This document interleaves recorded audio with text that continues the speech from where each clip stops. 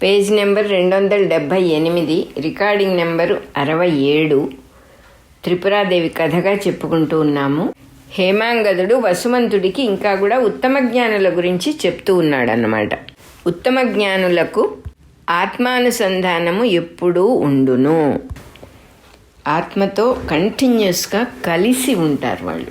ఆత్మ వేరు తాము వేరు అనుసంధానమై ఉంటారు. అంటే అదే తాను అని తెలుసుకున్నవారు. ఉత్తమ జ్ఞానులు ఎప్పుడు ఆత్మానుసంధానంలోనే ఉంటారు. అంటే మనం ఎవరమో మనం మర్చిపోకుండా ఉండటం. స్టేజ్ మీద ఎక్కి ఎన్ని పాత్రలు ధరించినా, ఎన్ని నాటకాలు ఆడినా కూడా ఎలాగైతే తాను ఫలానా అనేది గుర్తుపెట్టుకుంటాడో అదే రకంగా తానెవరో మర్చిపోడు అనమాట. మనమేమో నామరూపాలు గుర్తుపెట్టుకున్నందువల్ల ఇరుకున పడిపోతున్నాము. ఆ అసలు విషయం తెలుసుకున్న ఉత్తమ జ్ఞానులు వాళ్ళు తమని తాము మర్చిపోరు కాబట్టి ఎప్పుడు ఆత్మానుసంధానంలోనే ఉంటారు అంటే అర్థం అది. ఎప్పుడైతే సర్వత్రా ఉన్నది ఒకటే వస్తువు, ఒకటే చైతన్యం, ఇవన్నీ లేవు, ఎదురుగా వివిధముగా కనపడుతూ ఉన్నవి ఏవీ లేవు, ఇవన్నీ ఊహించబడుతూ ఉన్నవి. నేను ఊహనాపేస్తే నా ప్రపంచం ఆగిపోతుంది, బ్రహ్మగారు ఊహనాపేస్తే బ్రహ్మగారి సృష్టి ఆగిపోతుంది, కేవలం ఊహా మాత్రము, కాన్సెప్చువల్ వరల్డ్ ఇది అని తెలుసుకున్న వాళ్ళు అన్నమాట. సో జ్ఞానులు అంటే అసలు అర్థం అది. ఆ విషయం అర్థమైపోయింది వాళ్ళకి. ఇవన్నీ కూడా వస్తూ పోతూ ఉండేవి. సముద్ర పలలు, తుంపరలు, అవన్నీ కూడా నురుగులు వస్తూ పోతూ ఉంటే అసలు పర్మనెంట్గా ఉండేది గంభీరమైనటువంటి సముద్రం. ఆ సముద్రం ఎన్నో జీవులకు ఆశ్రయంగా ఉంటుంది. అలాగే ఎగ్జాంపుల్గా చెప్పుకున్నాం. కానీ సర్వత్రా ఉండేది ఆకాశ స్వరూపిణి అయినటువంటి ఆ జగన్మాత అయినప్పుడు ఆమెలోనే ఈ సృష్టి మొత్తం కనపడుతూ ఉన్నది. అద్దంలో ప్రతిబింబంలాగా కనపడుతూ ఉన్నది. అద్దానికి ఎన్ని రిఫ్లెక్షన్స్ పడినా ఎలా మార్పు ఉండదో అదే రకంగా అసలు వస్తువైనటువంటి ఆత్మవస్తువుకి ఎటువంటి లోపము ఉండదు. రామనామం రేడియో స్టేషన్ నుంచి ఎన్ని స్టేషన్లకి రిలే చేసినా అసలు ఆ రామనామానికి ఎటువంటి కొరత రాదు. అయ్యో పంచిపెట్టబడిందే, ఇక్కడ ఏమన్నా తరుగుతుందా అనే పాయింటే లేదు.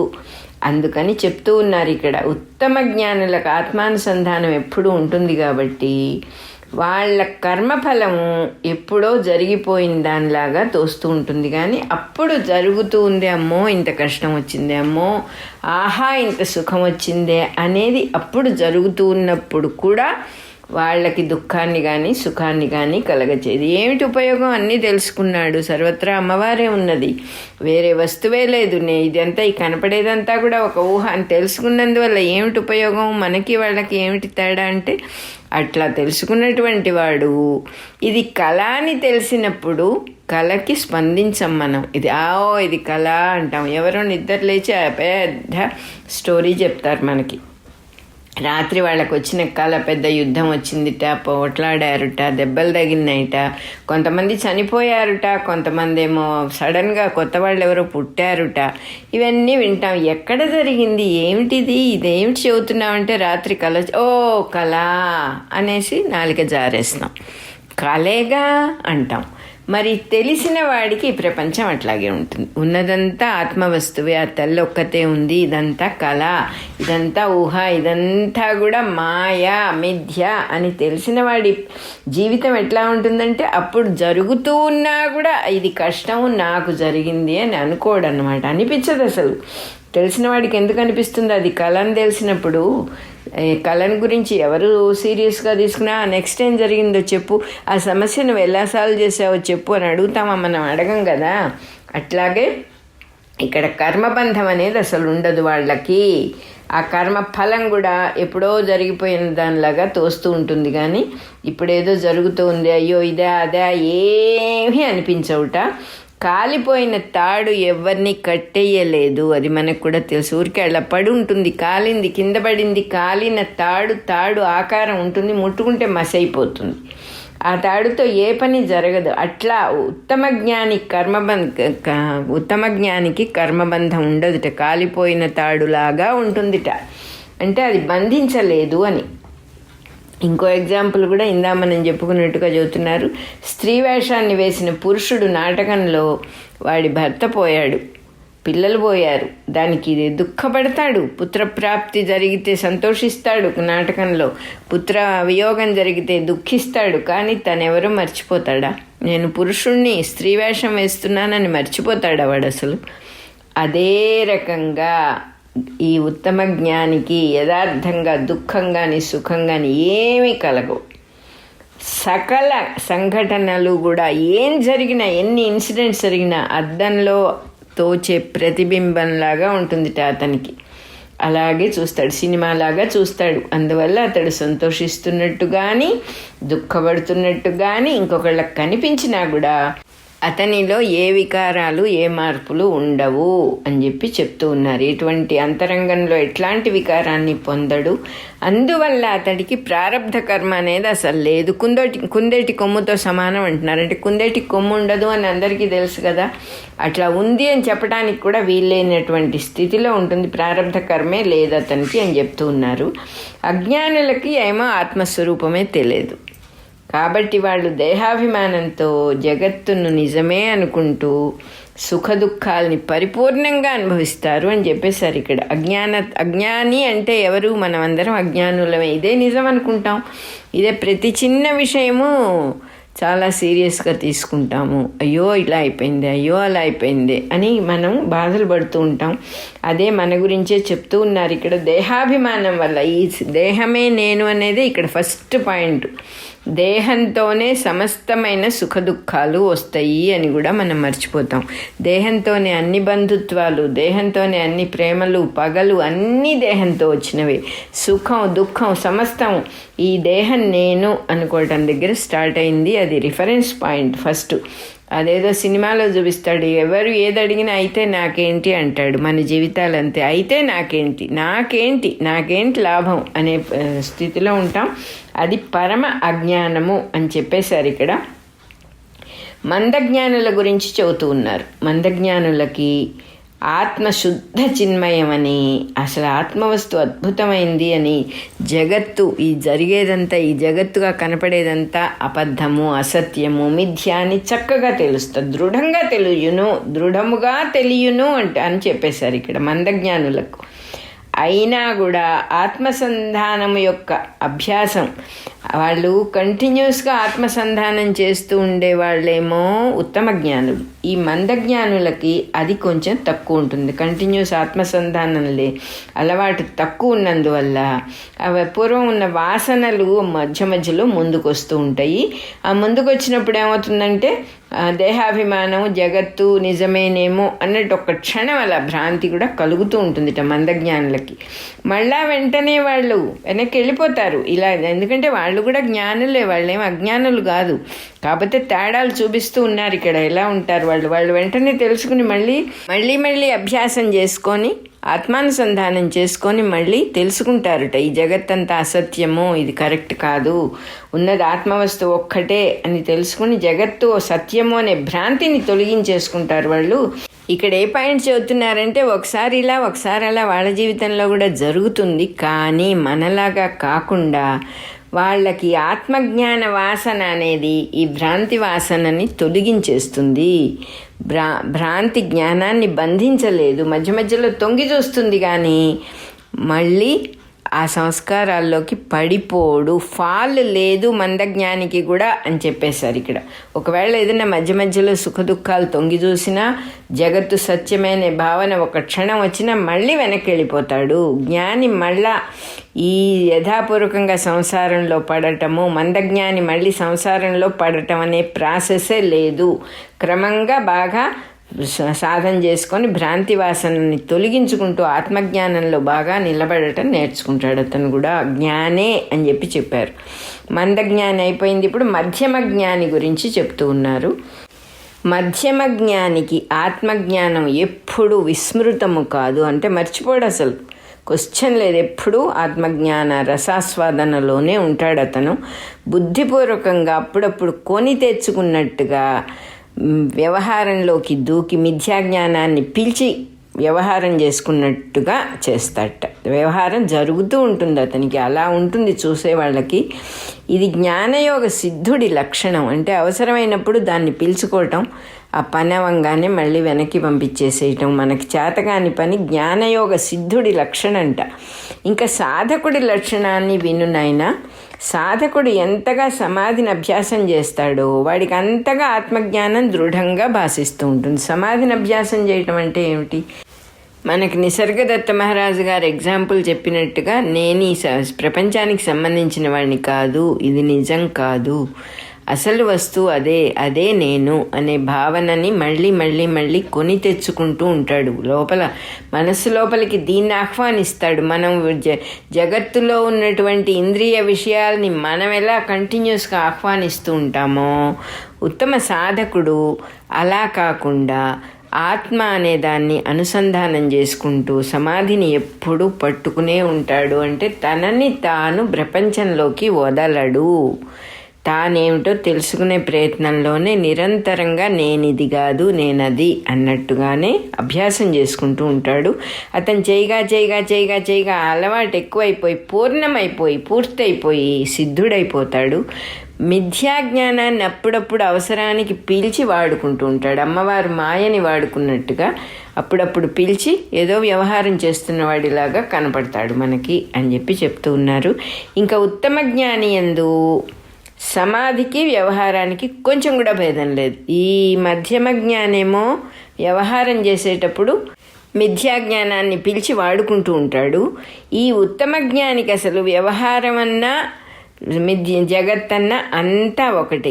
ఏ రకమైన సమాధికి వ్యవహారానికి కూడా ఎటువంటి భేదం లేదు ఉత్తమ జ్ఞానికి అని చెప్తూ ఉన్నారు. ఎందువల్లంటే వాడికి ఎప్పుడు అసలు విస్మృతే ఉండదు. ఆత్మని మరిచిపోవడం అనే ప్రసక్తే లేదు. ఇది కాదు అది వారిని మిథ్యాజ్ఞానాన్ని పిలవవలసిన ఆవశ్యకతే లేదు. తాను అసలు విడిగానే ఉండడు.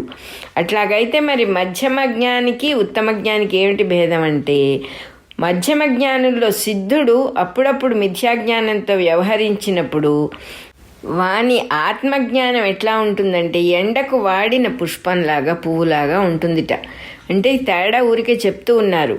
ఉత్తమ జ్ఞానికి వ్యవహార దశల్లో కూడా ఆత్మజ్ఞానం కొంచెం కూడా వాడిపోని చక్కని పువ్వులాగా పుష్పంలాగా ఉంటుందిట. ఇంకా కూడా హేమాంగదుడు ఇట్లా చెప్తూ ఉన్నాడన్నమాట. అయినా వాస్తవంగా వీళ్ళిద్దరికి ఏమీ భేదం లేదు, స్వదృష్టిలో ఏ భేదము లేదు. ఎందుకంటే అసలు ప్రారంధమే లేదు వీళ్ళకి. ఎందువల్లంటే ఇద్దరు పూర్ణత్వాన్ని పొందిన వాళ్ళే.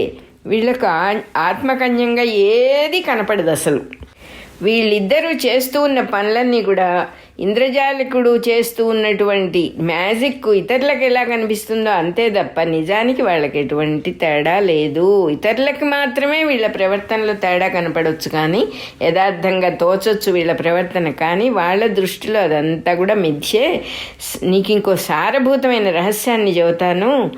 పరమశివుడికి ఏ జ్ఞాన దృష్టి ఉన్నదో అదే జ్ఞానుల దృష్టి అని చెప్పేశారు. ఈ జ్ఞానుల్లో ఇంకా తేడాలు చెప్పటం లేదు ఇక్కడ, అందరి జ్ఞానుల గురించి చెప్పేశారు ఇక్కడ. పరమశివుడికి ఉన్న జ్ఞాన దృష్టే జ్ఞానుల దృష్టి. శివుడి దృష్టికి జ్ఞాని దృష్టికి ఎట్లాంటి భేదం లేదు, ఇందులో ఏ సందేహం లేదు. అందువల్ల మధ్యమ ఉత్తమ జ్ఞానులకు ప్రారబ్ధ కర్మము అనేది అసలు లేదు, సాక్షాత్తు సదాశివుడితో సమానము అని చెప్పేశారు ఇక్కడ. ఈ రకంగా ఎంతో వివరంగా హేమాంగదుడన్నీ వివరిస్తే వసుమంతుడు తన డౌట్స్ అన్నీ కూడా క్లియర్ చేసుకొని చక్కగా ఆత్మజ్ఞానాన్ని గ్రహించుకొని ఏమిటి అని అర్థం చేసుకున్నాడు. రాజపుత్రులు ఇద్దరూ ఆయన వసుమంతుడికి పూజ చేశారు. అతను బ్రాహ్మణుడు కాబట్టి అప్పుడు అతను పూజలు అందుకొని తన నివాసానికి వెళ్ళిపోయాడు. రాజపుత్రులు కూడా వాళ్ళ నివాస స్థానానికి వెళ్ళిపోయారు అని చెప్పి మన దత్తాత్రేయుల వారు కథ పూర్తి చేశారు. దత్తాత్రేయుల ఆయన ఇలా చెప్పంగానే పరశురాముడు మళ్ళా కూడా ప్రార్థన చేశాడు ఆయన్ని. భగవంతుడా, నీ వల్ల ఆత్మజ్ఞానాన్ని గురించి బాగా విన్నాను, సందేహాలన్నీ పోయేటట్టుగా చెప్పారు మీరు. ఎక్కడైనా సరే ఎడల సర్వాంతర్యామి, అంత అంతర్యామిగా ఉండి జ్ఞానమాత్రంగా ఆత్మే ఉంది అని నాకు అర్థమైంది. అయినా కూడా నా ఇంకొక చిన్న విన్నపం ఏమిటంటే, మొట్టమొదటి నుంచి చెప్పిన విషయాలు అన్నీ కలిపి ఒక జిస్ట్గా, ఒక సంక్షిప్తంగా నాకు గుర్తుపెట్టుకోవడానికి ఒక సారంగా చెప్పమని అడిగాడు. మళ్ళీ ఎందుకు అడుగుతారు వీళ్ళు? ఇవి మన కోసమే అడుగుతారు. అసలు విషయం ఏంటి? ఎన్నో చెప్పారు. మొత్తం ఒకసారి ఒక జిస్ట్గా, ఒక చిన్న ఇది సంక్షిప్తంగా చెప్పండి అని అడిగాడు అనమాట. సంక్షేపంగా చెప్పండి అని అడగంగానే ఎంతో దయామయుడైన, ఏమిట్రా మళ్ళీ అడుగుతావు, ఎన్నిసార్లు చెప్పనురా అని మనలాగా విసుక్కోలే పాపం. దయాశాలి అయిన దత్తాత్రేయుడు ఇట్లా చెప్పాట. ఈ విజ్ఞానానికి పరమ సారాన్ని చెప్పేస్తున్నా విను. మొత్తం విజ్ఞానానికి పరమ సారం ఏది ఉందో అది చెప్పేస్తాను విన్నాయన. చైతన్య స్వరూపిణి అయిన పరమేశ్వరి యొక్క స్వాతంత్ర్యానికి మాయా అని పేరు. స్వాతంత్ర్యానికి మాయా అని పేరుట అంటే అర్థమేమిటి? స్వాతంత్ర్యము అంటే ఇహ దానికి లిమిట్లెస్, ఆ ఫ్రీడమ్కి ఇంక అంతు లేదు. ఆ ఫ్రీడమ్ దేనితోనూ బంధించబడినది. ఆ మాయ విస్తృతంగా ఆవిడ వెదజల్లేసుకుంది ఆ స్వాతంత్ర్యము అనే మాయని. దాని పేరు, స్వాతంత్ర్యం పేరే మాయట. ఎంత బాగుందో ఇది. దానికి ఆ మాయకి ఆ మాయ ఈ పని చెయ్యగలదు, ఈ పని చెయ్యలేదు అనేది అసలు లేదు. ఏదైనా చేస్తుంది. ఘటన సమర్థం అన్నమాట. అది సంఘటనలు కల్పించగలదు, లేకుండా కూడా చేయగలదు. రెండూ చేయగలిగే ఆ సామర్థ్యం వల్లనే, ఆ మాయకున్న సామర్థ్యం వల్లనే, ఆ అమ్మవారి స్వాతంత్ర్యం వల్లనే అద్దంలో ప్రతిబింబంలాగా ఏమీ లేని చోట ఇంత జగత్తు కనపడేటట్టుగా చేస్తోంది. ఇది నిజమే అని మనకు అనిపిస్తోంది. చైతన్యానికి ఒక లక్షణం ఉంది, దాన్నే స్ఫురణ అంటారు. ఆ స్ఫురణ అనేది నేను అనే భావము, నేను అనే స్ఫురణము లేక భావము, దాన్ని అహంత అంటారట. ఆ నేను అనేది ఎప్పుడు కూడా పోదు. మనకు కూడా ఎప్పుడు నేను అనేది ఎప్పుడు పోదు. అర్ధరాత్రి నిద్ర లేచినా నేనే, ఎప్పుడెవరు పిలిచినా నేనే, పిలవకపోయినా నేనే. నేను అనేది మనకు అసలు పోదు. మనం గమనించుకుంటే అది చెబుతున్నారు. అహంత అంటారట దాన్ని. నేను అనే స్ఫురణ కానీ లేకపోతే భావాన్ని కానీ అహంత అంటారట. అంతా నేనే అనే స్ఫురణ పూర్ణాహంత. చైతన్య స్వరూపం యొక్క, చిదాత్మ యొక్క స్వరూపం ఏమిటి అంటే పూర్ణాహంతే. అది కంప్లీట్గా ఒక్కటిగానే ఉంటుంది. అంటే ఇక్కడ ఇప్పుడు సృష్టి చెయ్యాలనే తలపు రాగానే 1 2 అయింది. 1 అపూర్ణాహంత అయింది, నేను అని విడిపడింది. రెండోది బాహ్యంగా కనపడుతుంది. ఎప్పుడైతే మనల్ని మనం విడి చేసుకున్నామో వేరేగా కనపడటం మొదలైందన్నమాట అక్కడ. అంటే ఎంత న్యాచురల్గా వచ్చిందో చెబుతూ ఉన్నారు. రెండో భాగం బయటగా కనపడుతుంది, అవ్యక్త స్వరూపం ఇంకైపోయింది అది. అపూర్ణాహంత అంటే సదాశివుడే. అపూర్ణాహంత అంటే మనమేదో పూర్ణం కాని వాళ్ళం, పాపిష్టి వాళ్ళం అని కాదు, సదాశివ స్వరూపమే మనదేం చెప్తూ ఉన్నారు ఇక్కడ. అపూర్ణాహంత అంటే సదాశివుడే. సదాశివుడు తనకంట విడిగా అవ్యక్తాన్ని చూస్తూ ఉంటాడు. నేను ఇది అని ఎప్పుడూ భావిస్తూనే ఉంటాడట. ఆ సదాశివ తత్వాన్ని చెప్తూ ఉన్నారు. దేహాన్ని మనం మనకన్నా విడిగా చూస్తూ ఉన్నా కూడా నేను ఇది అని ఎలాగైతే అభిమానిస్తూ ఉంటామో అదే రకంగా సదాశివుడు అవ్యక్తాన్ని నేను ఇది అని అభిమానిస్తూ ఉంటాడు. మనం దేహాన్ని అభిమానించినట్టు సదాశివుడు అవ్యక్తాన్ని నేను ఇది అని అభిమానిస్తూ ఉంటాడట. ఆ అవ్యక్తాన్నే తన దేహంగా ఇది నేను అని సదాశివుడు అభిమానించినప్పుడు ఈశ్వరుడు అవుతాడు. ఇక్కడ చిన్న తేడా చెబుతున్నారు. నేను ఇది, ఇది నేను. ఈ రెండిటికి ఇంతకు ముందు కూడా చెప్పారు, మళ్ళీ అదే తీసుకొచ్చారు దత్తాత్రేయుల వారు. నేను ఇది అన్నప్పుడు నేను అనేది ఫస్ట్ ఉంది కాబట్టి, పరమాత్మ స్వరూపం చైతన్య స్వరూపం ఫస్ట్ ఉంది కాబట్టి అది ప్రధానం అవుతుంది. నేను ఇది అనేది కరెక్టు. ఇది నేను అన్నప్పుడు దేహాన్ని అభిమానించే జీవుడైపోతాం అన్నమాట మనం కూడా. ఇది నేను అని సదాశివుడు అభిమానించేటప్పుడు ఈశ్వరుడైపోతాడు. అంటే ఏ స్వరూపం అయితే కనపడుతోందో దానికి ప్రాధాన్యం ఇచ్చాడన్నమాట. ఇది నేను అనేటప్పుడు ఈశ్వరుడిలో మాయకు ప్రాధాన్యం ఏర్పడుతోంది. రెండునే ఇక్కడ, మహాచైతన్యం ఒకటి, మాయ ఒకటి. ఆ మాయకు ఇది నేను అన్నప్పుడు ఇది అనేది మాయ పేరు అన్నమాట, మాయకి ప్రాధాన్యం. నేను ఇది అన్నప్పుడు చైతన్యానికి ప్రాధాన్యం అని చెప్తూ ఉన్నారు. ఈశ్వరుడు తన స్వతంత్ర మహిమ వల్ల అవ్యక్తంలో తమస్సు, రజస్సు, సత్వము అనే గుణాలని 3 గుణాలని భాషింపజేశాడట. సృష్టి ఎలా చేశాడో వచ్చిందో చెప్తూ ఉన్నారు ఇక్కడ. ఆ 3 గుణాలే ప్రధాన రూపాలుగా రుద్ర, బ్రహ్మ, విష్ణువులుగా తయారైపోయినాయి అన్నమాట.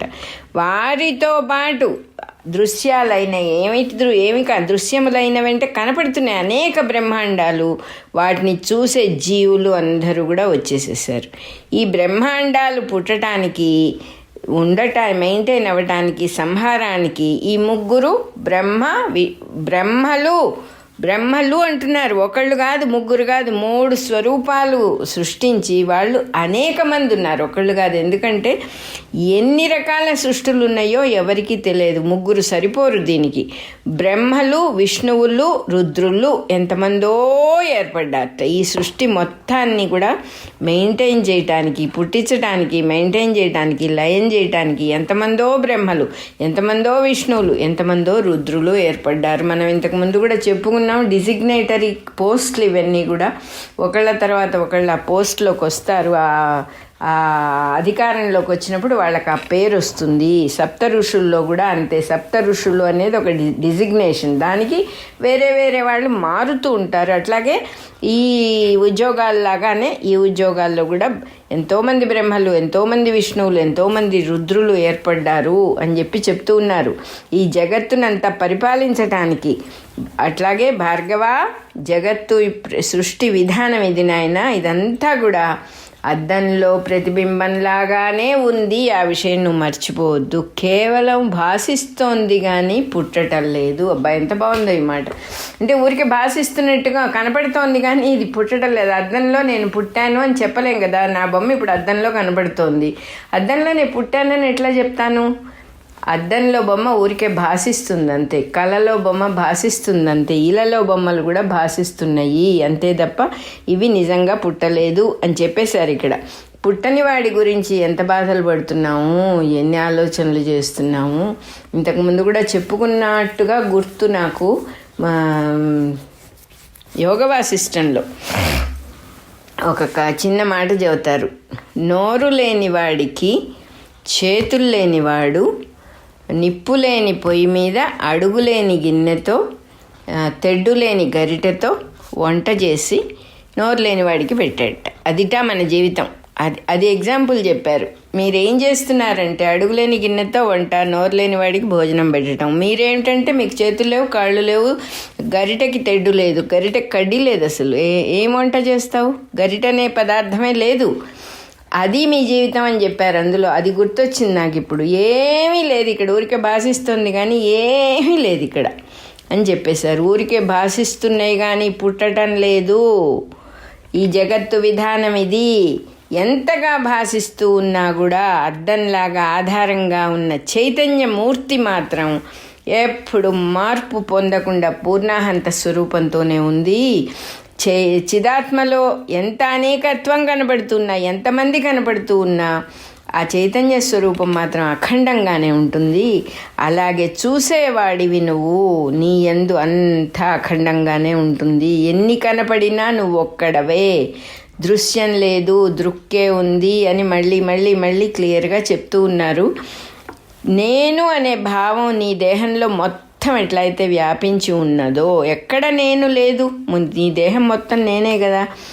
నేను అనే భావంతో వ్యాపించి ఉన్నా కూడా కన్ను వాడుకునేటప్పుడు కన్నే నువ్వుగా వ్యవహరిస్తావు, చెవి వాడేటప్పుడు చెవే నువ్వుగా ఉంటావు. కానీ పనులన్నీ నిర్వహించుకుంటూ ఉన్నావు అలా చూస్తూ. అదే రకంగా చైతన్య స్వరూపిణి అయిన పరమేశ్వరి కూడా పూర్ణాహంత రూపంలో ఉన్నా కూడా సదాశివుడు మొదలుగా, సదాశివుడితో మొదలుపెట్టి క్రిమి కీటకాదుల వరకు, పురుగులు, ఎగిరేవి, పక్షులు, సమస్తం క్రిములు, సూక్ష్మజీవులు, సమస్త జీవుల యందు అపూర్ణాహంత రూపమై జీవభావంతో వ్యవహరిస్తుంది ఆవిడ. అన్ని చోట్ల అపూర్ణాహంతగా ఉంది. అంటే చిన్న చిన్న చిన్న చిన్న ముక్కలుగా ఆవిడే ఉన్నది, ఇంకేమీ లేదా. ఇక్కడ ఉన్నది అక్కడ లేదు. చీమ ఆవిడే, బ్రహ్మ ఆవిడే అని చెప్పేశారు ఇక్కడ. సమస్తము ఆ తల్లే ఉన్నది. దేహమే నేను అనే భావంతో నువ్వు స్వయంగా వస్తువుల రూపాన్ని రుచిని చూడలేవు. నీకు కళ్ళు మొదలైన ఇంద్రియాలన్నీ ఉంటేనే ఇవన్నీ కూడా అనుభవించగలుగుతావు. సకల విషయాలు ఎలా గ్రహిస్తున్నావంటే నీ దేహం ఉంటే సరిపోదు, ఇంద్రియాలు ఉండాలి, అట్లా గ్రహిస్తున్నావు. అట్లాగే సదాశివుడు కూడా సర్వాంతర్యామి అయి ఉండి అంతటా ఉన్నాడు. సర్వభూతాంతరస్థాయి అన్నట్టు అంతట్లో అంతర్యామిగా ఉండి బ్రహ్మ నుంచి క్రిమి కీటకాదుల దాకా సకల జీవులతో తాదాత్మ్యం పొంది ఐడెంటిఫై అయిపోయాడు సదాశివుడు శుభ్రంగా సకల జీవులతో. మనం ఏ జీవిని కూడా పొరపాటున కూడా తప్పుగా అనుకోకూడదు అని మళ్ళీ ఇక్కడ ఇంకోసారి మనకి హెచ్చరిక. ఎవరి గురించి ఏ మాట మాట్లాడినా మనం సదాశివుణ్ణే అంటున్నాము అని అర్థం, అంతకంటే ఏం లేదు. జాగ్రత్తగా ఉండాలి మన సాధనలో. ఇది కూడా తెలుసుకోవాల్సిన విషయం. ఎంతో బాగా చెప్తూ ఉన్నారు ఇక్కడ దత్తాత్రేయుల వారు. ఇదంతా జీవులతో తాదాత్మ్యం పొందంటే ఐడెంటిఫై అయిపోయి ఆ జీవుల ద్వారంలో జగద్వ్యవహారాన్ని బ్రహ్మాండంగా నిర్వర్తిస్తున్నాడు. లేకపోతే తానెక్కడో సింహాసనం మీద కూర్చుంటే ఈ సృష్టి అంతా ఎలా జరుగుతోంది? ఆ జీవులు క్రిమి కీటకాదులన్నీ కూడా వాటి వాటి స్వభావం ఉంది. వాటికి ఒక్కొక్క పురుగు, ఒక్కొక్క ఎగిరే చిన్న చిన్న క్రిములు రకరకాల స్వభావాలతో ఉంటాయి. ఈ స్వభావాలన్నీ విడిగా ఉండి తాను వేరు ఈ సృష్టి వేరు అంటే ఎలా నిర్వహిస్తారు? తానే హృదయంలో తానే ఉండి సదాశివుడు ఇదంతా అద్భుతమైనటువంటి హృదయే తిష్టతి అన్నట్టుగా చక్కగా వ్యవహారం అంతా బ్రహ్మాండంగా జగద్వ్యవహారాన్ని నిర్వహిస్తున్నాడు జీవుల ద్వారా.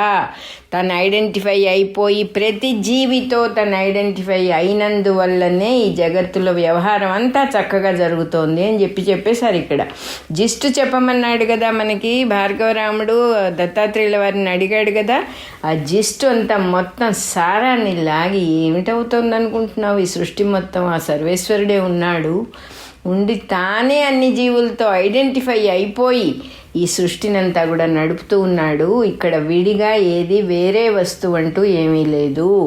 అద్దంలో తన యందే రిఫ్లెక్ట్ అవుతూ ఉన్న ప్రతిబింబము ఎన్ని విశేషాల ప్రతిబింబానికి ఉన్న అద్దం దేన్ని గ్రహించదు, జస్ట్ పడనిస్తుంది, తన లోపల రిఫ్లెక్ట్ అవనిస్తుంది. కానీ అద్దానికి ఏ ఒక్క గుణము కూడా ఏ రకంగానూ అంటదు.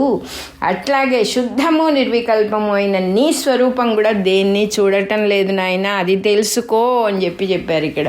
ఇప్పుడు నిన్ను నువ్వేదో తోమి బాగు చేసుకోవడం కాదు, ఏది శుద్ధమో, ఏది చైతన్య స్వరూపమో, ఏది సర్వత్రా ఉన్నదో, ఏదైతే నిర్వికల్ప అదే నీ స్వరూపం. అక్కడున్న అదే నీ స్వరూపం దేన్ని చూడట్లా, దేన్ని వినట్లా, దేన్ని గ్రహించట్లా. మనం నిద్రపోయేటప్పుడు మనకి ఇది అనుభవమే కదా. నిద్రపోయేటప్పుడు దేన్ని చూడకపోయినా వినకపోయినా మాట్లాడకపోయినా మనం ఉన్నాం కదా. అట్లాగే ఎప్పుడు మనం వెనకాలగా ఉన్నాము. ఆ ఆత్మస్వరూపం అనేది నీ స్వరూపమే నాయన భార్గవ, వేరే ఇంకేమీ లేదా. పరమ చైతన్యమే నీ స్వరూపం. నీ స్వరూపం దేన్ని గ్రహించకుండా ఊరికే ఉన్నది అని చెప్పేస్తూ ఉన్నారు ఇక్కడ. అట్లాగే ఆ పరమ చైతన్యం అనేది జగత్తు మొత్తానికి కూడా ఆధారంగా ఉన్నా కూడా ఏ భేదాల్ని ఏ తేడాల్ని కొంచెం కూడా గ్రహించదు, ఏమీ చెయ్యదు, ఊరికే ఉండటం ద్వారానే సమస్తము జరిగిపోతున్నాయి. ఆ పరమ చైతన్య స్వరూపిణి అయిన ఆ పరమేశ్వరి యొక్క స్వాతంత్ర్య వైభవం, ఆవిడ యొక్క మాయ వల్ల, స్వతంత్రం అనే వైభవానికి మాయా అని పేరుట. ఆ మాయా వైభవం వల్లనే, ఆ వైభవం వల్లనే ఈ జగత్తంతా కూడా అద్దంలో లాగా ఆమె ఎందే ప్రతిబింబించుచున్నది, రిఫ్లెక్ట్ అవుతూ ఉన్నది ఆమె ఎందే. అంటే మనం జగత్తును చూస్తున్నాం అనుకుంటున్నాం కానీ ఆమెని చూస్తున్నామని మనకు తెలియటంలా. ఎక్కడ ఆమె ఏ జగత్తు కనపడినా ఆమెలోనే ఉన్నది ఆ జగత్తంతా కూడా. మనమందరం కూడా ఆమెలోనే ఉన్నాం, ఆవిడలోనే ఉన్నాం, ఆ తల్లిలోనే ఉన్నాము. అద్దం యొక్క ప్రకాశం ప్రతిబింబాలకు ప్రకాశమైనట్లుగా, అద్దంలో ప్రకాశం ఉంటేనే ప్రతిబింబం ప్రకాశిస్తుంది, వెలుగుతుంది. లేకపోతే చీకట్లో అద్దం కనపడదు కదా మనకి. అద్దం మొట్టమొదటి ప్రకాశవంతమైతే అందులో కనపడే రిఫ్లెక్షన్ కూడా వెలుగుతుంది. అదే రకంగా జగత్తులో ఉన్న ప్రకాశం అంతా, వెలుగు మొత్తం ఆ తల్లిదే అని చెప్పేశారు ఇక్కడ దత్తాత్రేయుల వారు. 67వ రికార్డింగ్ నెంబరు అయిపోయింది మంది.